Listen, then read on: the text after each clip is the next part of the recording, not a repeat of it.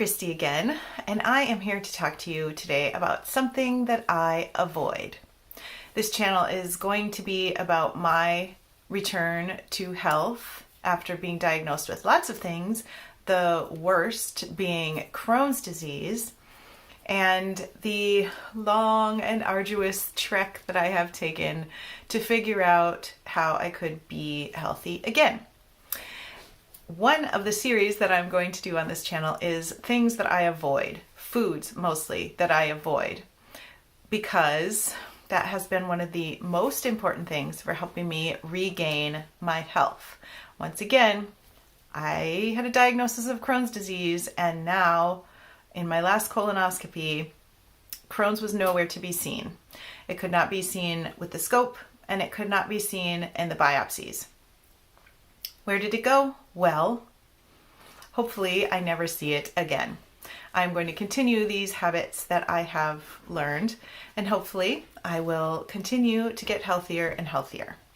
The number one thing that I would get rid of first if I were to be diagnosed today is emulsifiers. Emulsifiers are an ingredient put into foods that thicken foods up and help them to gel together better. And I was exposed to a lot of emulsifiers, bad ones, because I have celiac disease.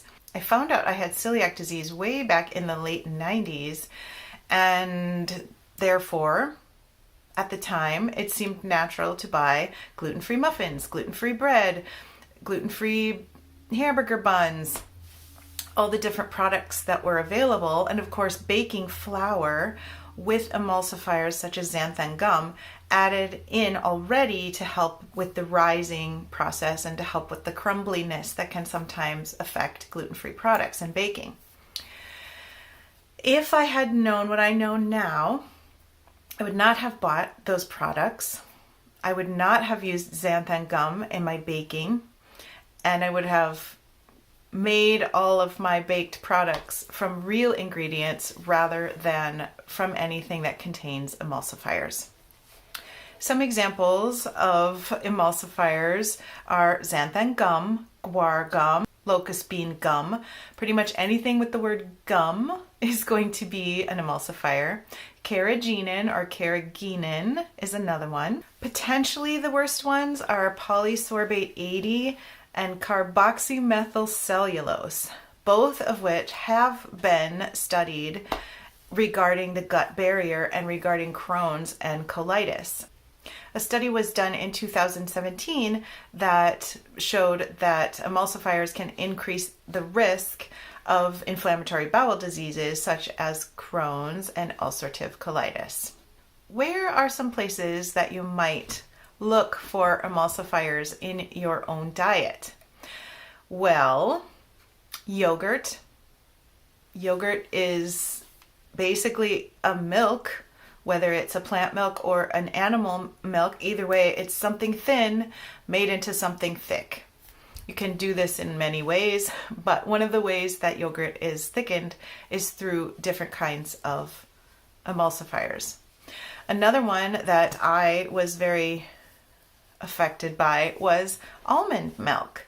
When I became plant-based, which has been a huge benefit to my health, I believe that's a huge reason why I no longer have visible Crohn's, I of course started using almond milk instead of dairy milk in smoothies at the time. Now I just use water in my smoothies, but at the time I was using almond milk in my smoothie.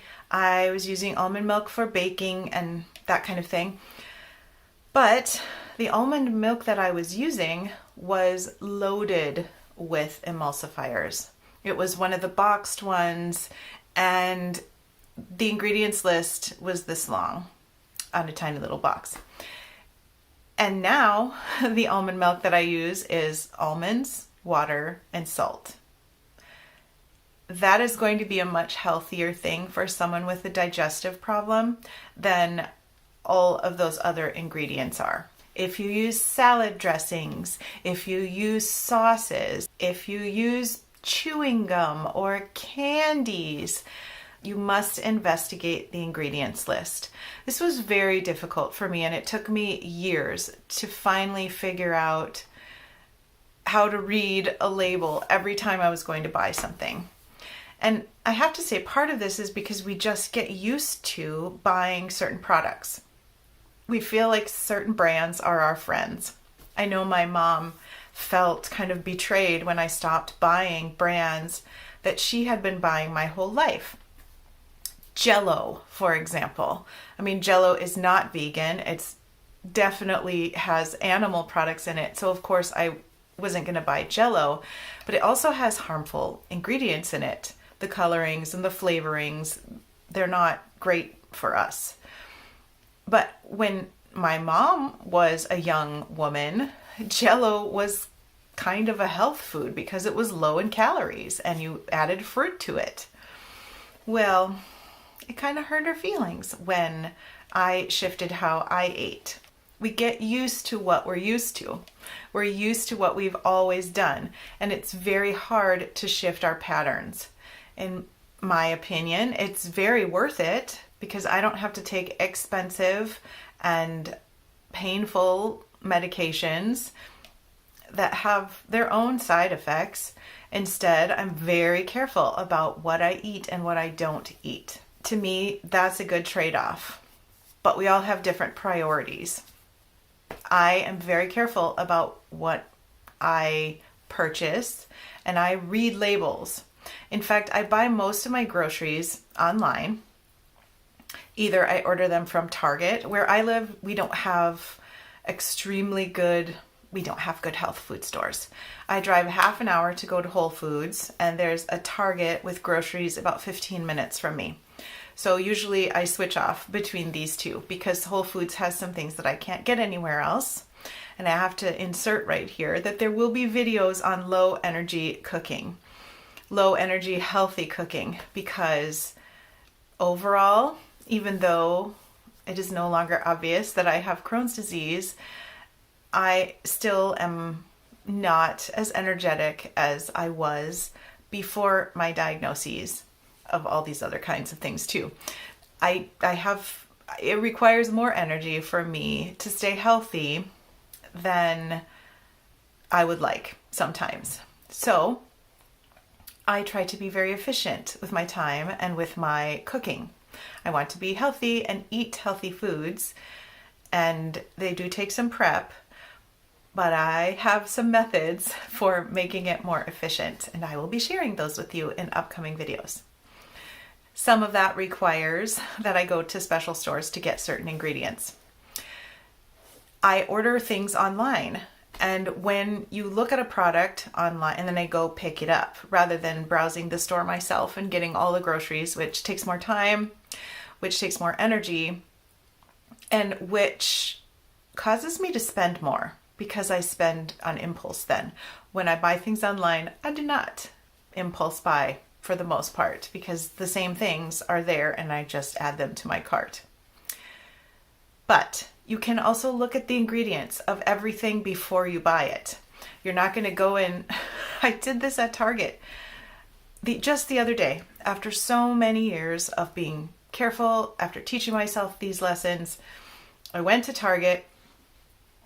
I'm not sure why I was there in person, but I think they didn't have a pickup window for me available or something like that. And I just needed a couple of things, greens and potatoes, probably, because that's what I always need.